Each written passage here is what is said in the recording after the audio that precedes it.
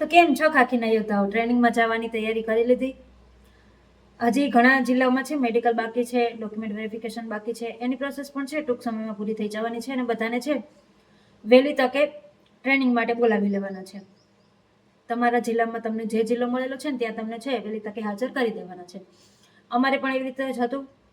અમને છે એ document verification અને મેડિકલ પૂર્ણ થઈ ગયું એટલે હવે છે હાજર કરવાનો કોલ આવી ગયા છે, મેસેજ આવી ગયા છે. એમાં છે બધા જિલ્લામાં અલગ અલગ ડોક્યુમેન્ટ માંગેલા છે. મોસ્ટલી છે તમારા આધાર કાર્ડ, પાન કાર્ડ, ચૂંટણી કાર્ડ અને બેંકની પાસબુક જે તમારી એકાઉન્ટ હોય એનો છે એ બધાની એક એક કોપી અથવા તો 5-5 કોપી અને પાસપોર્ટ સાઇઝના ફોટા આવી વસ્તુઓ માંગેલી છે. ઘણા લોકોનો મને એવી કોમેન્ટ હતી, બેન તમે છે સામાન પેક કરો ત્યારે વિડીયો બનાવજો એટલે છે અમને આઈડિયા આવે. તો મારે થયું એવું કે ડીવાયએસઓની એક્ઝામ હતી ને આજ સવારે હું ઘરે પહોંચી છું ને આજને આજ છે હાજર થવાનું છે એટલે ઉતામળે બધો સામાન પેક કરેલો છે એટલે વિડીયો બનાવવાનો ટાઈમ નથી મળ્યો. પણ આપણે છે એ મોટી મોટી સામાનની વાત કરીએ કે શું શું લઈ જવું. તો જો જે લોકો હોસ્ટેલમાં રહ્યા હોય એ લોકોને અંદાજો જ હોય કે આપણે છે સામાન શું લઈ જવું, બરાબર. તમારે છે એ સવારથી લઈને સાંજ સુધી તમને જે જે વસ્તુઓની જરૂર પડે એ મોટે ભાગે બધી લઈ લેવી. પણ વસ્તુ શું નહીં લઈ જવી, જેમ કે તમે માની લો કે તમે સવારમાં તમારે છે દાંતણ પાણી, બ્રશ ને જે ટૂથપેસ્ટ ને હોય એ બધું તમે લઈ લેશો, બરાબર. પછી તમારે છે નાવા ધોવાનો સામાન તમે એકઠો કરી લેશો, ડોલ છે એ જગ છે એવું બધું લઈ લેશો, એ બધું લઈ જ જવાનું થશે. ઓઢવા પથરવા માટે છે ગાદલું, ઓછાળ, તમારે છે એ બ્લેન્કેટ એવું કંઈ તમે લઈ જઈ શકો છો. એ છે બધાને કીધેલું જ હશે કે આ તમારે આટલી વસ્તુ લઈને આવવાની છે, તમારી વ્યવસ્થા તમારે સુવાની એ બધી કરીને આવવાની છે. તો એ બધું લઈ લો.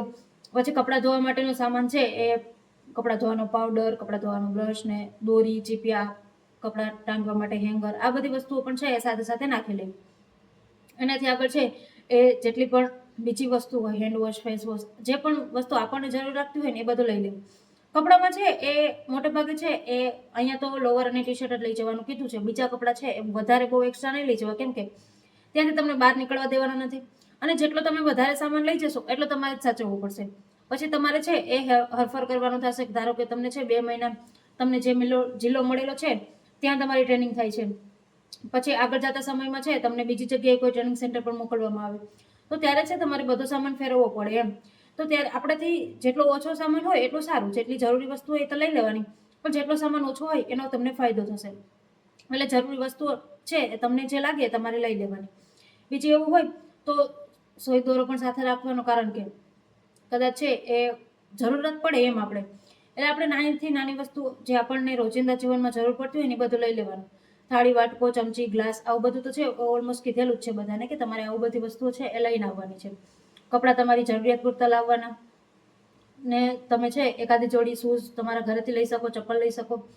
બાકીના શૂઝને એ લોકો તો છે ત્યાંથી આપશે, એ વ્હાઇટ ટી શર્ટ ને એ બધું તો એ લોકો આપવાના છે. એટલે સ્ટાર્ટિંગમાં છે તમારે તમારી રીતે જે તમને ફાવતો હોય, બધું જરૂરી પડતો હોય એ બધો સામાન છે એ પેક કરી લેવાનો. એમાં પછી છે એ કદાચ કોઈની તબિયત વારે વારે બગડતી હોય તો પછી છે એ થોડી ઘણી દવાઓ પણ સાથે રાખવાની. થોડી ઘણી છે એ મેડિકલમાંથી જઈને લઈ લેવાની. તાવ, શરદી, ઉધરસ આ બધાની ગોળીઓ છે સાથે રાખવાની, કારણ કે કદાચ આપણે છે એ શરીરને વધારે મહેનત પડશે ત્યાં તો કદાચ કોઈ બીમાર થઈ શકે એમ. તો આવી બધી તૈયારીઓ છે સાથે રાખવાની.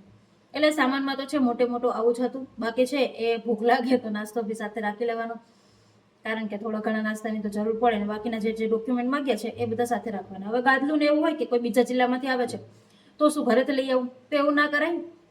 તમને જે જિલ્લો મળેલો હોય એ જિલ્લામાં પણ મળતું જ હોય છે એટલે ત્યાંથી પછી એવું હોય તો લઈ લેવાનું. એટલે તમારે ઘરેથી છે ઉપાડી ના જવું પડે. બાકી છે તમારે જેટલો જરૂરી સામાન હોય ને એટલો લઈ જવાનો. બાકી કોઈ એવું હોય તો ઓલરેડી કીધેલું જ છે કે કિંમતી વસ્તુઓ ના લાવવી, તમારે જોખમ પર તમારે લાવવાની થશે એમ. કોઈ તમે કિંમતી વસ્તુઓ લઈ જાવ છો ને પછી એ ખોવાઈ જાય છે તો પછી એની છે જવાબદારી તમારી રહેશે. એટલે બને તો એવી વસ્તુઓ ના લાવવી, કારણ કે ત્યાં છે એ બધાને એક જોડે રાખશે કદાચ એમ. એટલે પછી ત્યાં આપણો સામાન જેટલો વધારે હશે એટલો આપણે છે સાચવવામાં તકલીફ પડશે. એટલે એવું ના થાય. એટલે આપણે જે જરૂરી વસ્તુ હોય એ લેવી, પણ કોઈ ખોટી છે એ કોઈ મોંઘી વસ્તુઓને એવું સાથે ના રાખવું. બાકી મોબાઈલ ચાર્જરનું એ તો કોઈને કેવું જ ના પડે કે એ તો ખબર જ છે, મોબાઈલ ચાર્જર, પાવર બેંક આ બધું તો છે બધા જોડે લઈ જ જવાના છે. એટલે આવી રીતે તૈયારી રાખવી. અને જેટલા લોકોને હજી છે એ કદાચ કોઈના જિલ્લામાંથી નથી માહિતી આપેલી તો તમે પણ છે ધીરે ધીરે તમારો સામાન ભેગો કરવાનું ચાલુ કરી દેજો. જેટલો પણ જરૂરી હોય ને એ બધો સામાન ભેગો કરી લેજો, કારણ કે અચાનક કોલ આવશે પછી તમારે છે નીકળવાનું થશે.